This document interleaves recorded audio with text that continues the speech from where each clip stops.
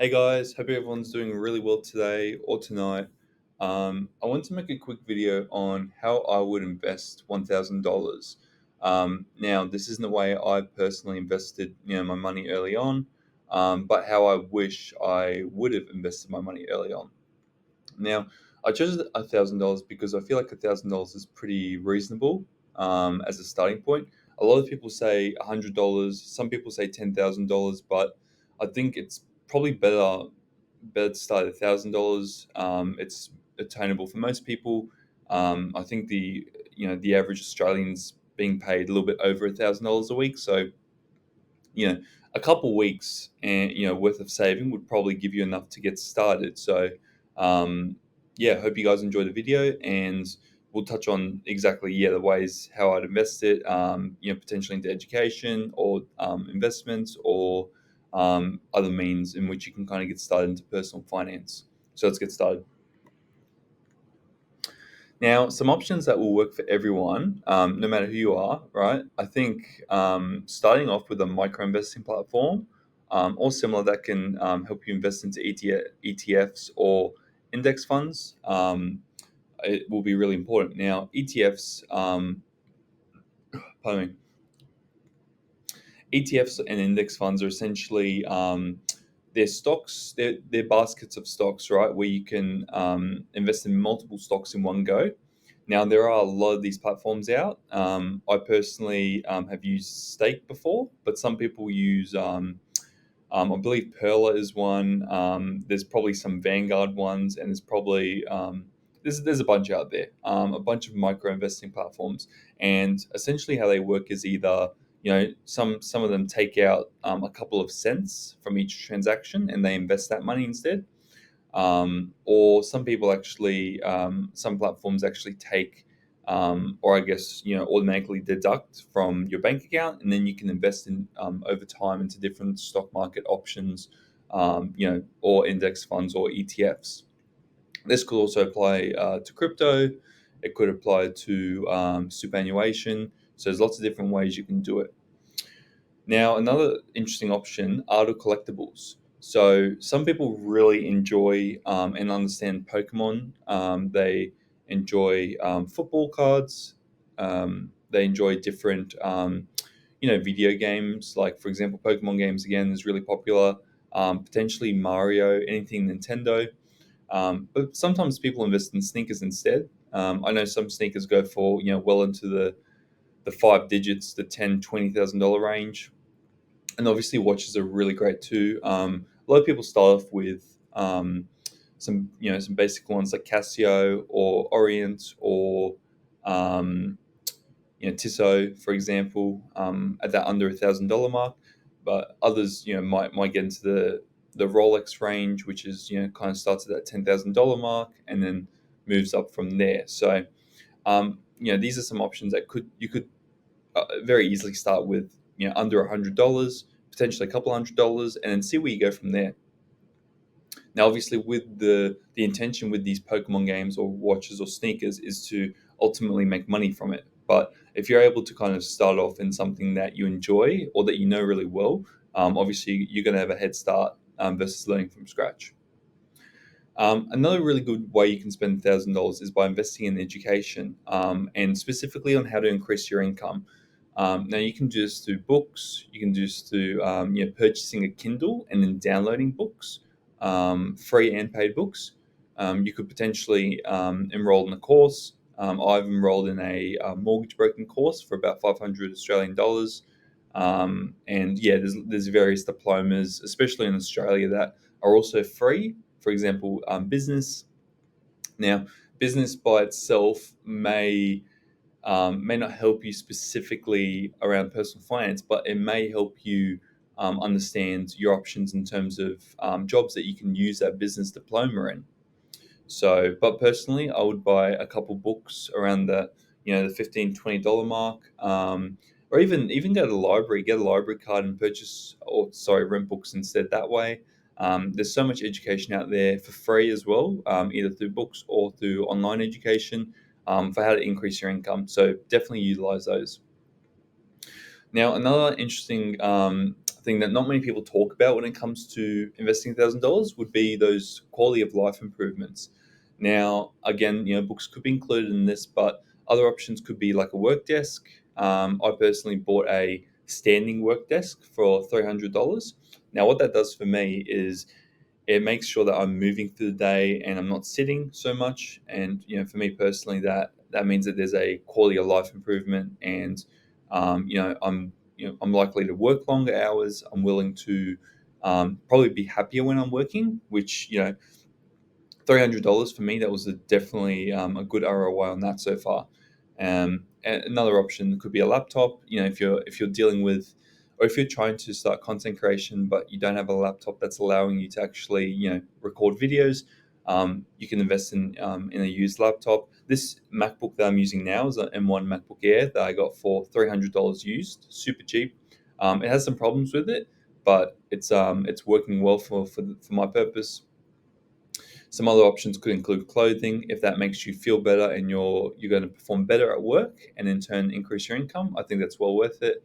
And therapy as well. I think not many people talk about therapy, but if you're someone that is so stressed, or you have lots of problems in your life and that's preventing you from making income or just being happy generally, it's probably worth putting that money to use, and investing into yourself in that way.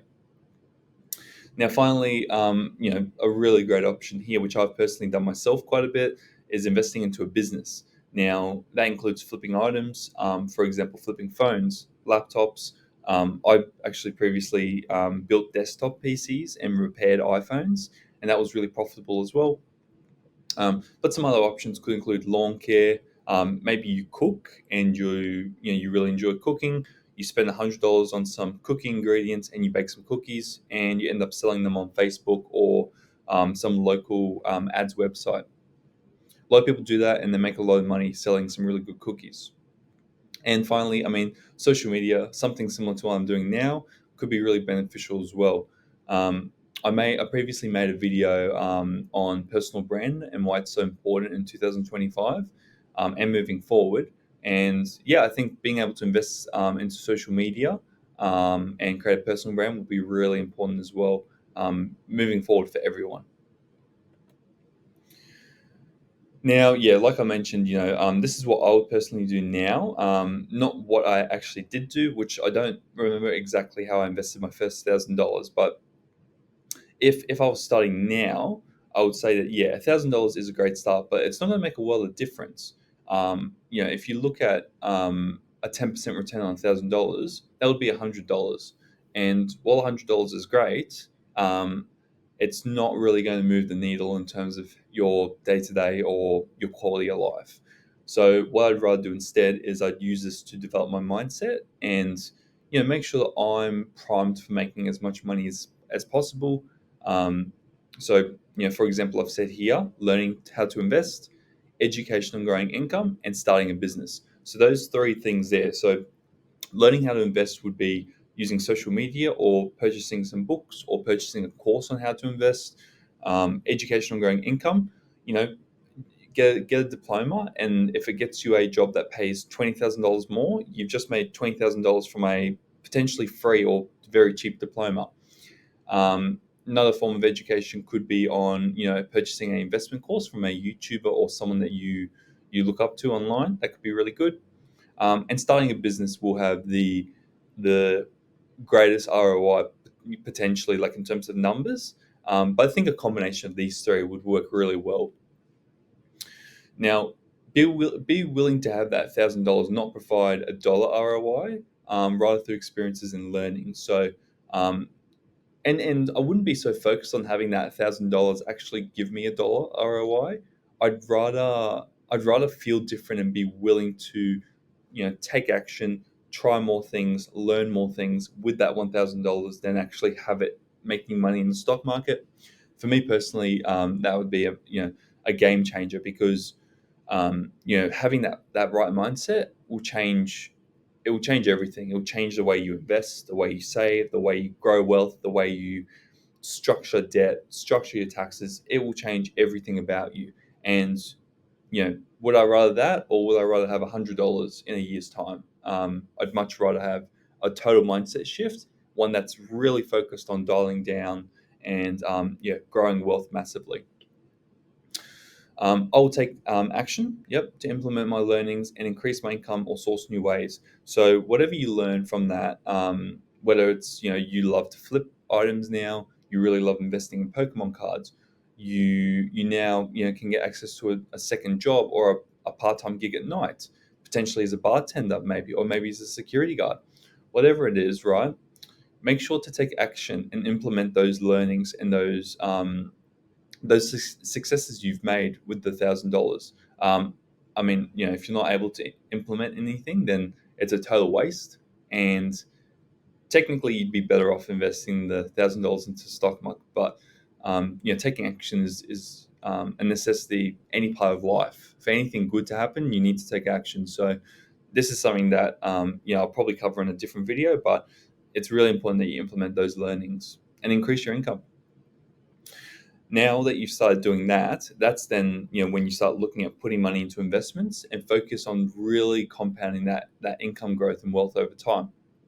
So you'll learn a lot. Too much to get into this video, but you'll learn everything around increasing income, ways to structure income, potentially starting a new business, tax, debt, lots of different ways you can kind of make money. So put that into work, put that into investments, and your life will change massively with that $1,000. Now, some tips for growing your income. Just as a last resort, if you're kind of just not sure, you've tried learning and you're just unsure on how to do it. First thing I would say is if you lose the $1,000, but you've learned a lot, look, it's money well spent, right? Some people will never learn, or they're not willing to learn, right? Even though they might have a lot of money or make a lot of money, if the mindset's not right, you're likely spending all that money and not able to put it to any good use. So even though you're earning a lot less likely than some of these high earners, you're saving a lot more. So you're actually in a much better spot than they are. So and that's because they haven't got that mindset dialed down. So yeah, if you've learned something and there's no dollar return on it, don't worry about it. It will come back 100 million fold, not just tenfold, a lot more. So keep that in mind. If you currently have any debt or problems with money, like you're not able to save money or you're a massive spender, make sure to also address those because like in the last example, if you make a lot of money but you spend a lot of money, there's no point. Um, it's really a case of earning but also saving, and sometimes saving isn't that hard for people who earn a lot of money. So it's a skill, especially when you're earning less money, and it becomes less so when you're earning more. Um, Now, obviously, you don't want to increase your spending in proportion to how much you're earning. You want to structure that in a way that your life is slightly getting better, but your income is growing massively. That's the best situation to be in. It's really important as well to have an emergency fund or a credit card if you don't already. Now, a lot of people will say no to a credit card, but personally, I haven't really accounted for an emergency fund of sort. But I've used a credit card many times to help fund emergencies, and it works really well for me.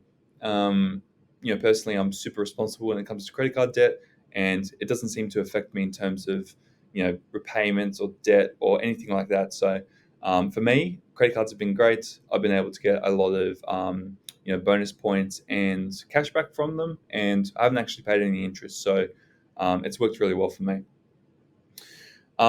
And look, just as an overall thing to end in this video, I think putting $1,000 towards your mindset, growing wealth, and lowering costs will have the greatest ROI. Anyone that I mean, yeah, anyone that says like invest the $1,000, make $100, like you could, that's great, but this will have the greatest ROI, and that might also include, say, investing $10 into the stock market, like we mentioned earlier.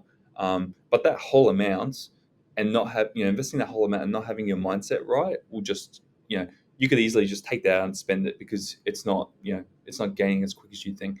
So you really need to develop that mindset and invest in that, but also dabble in different things, see what works, educate yourself, see where you feel comfortable, where you can cut costs, where you can grow income, and everything will sort itself out as long as you have that mindset right.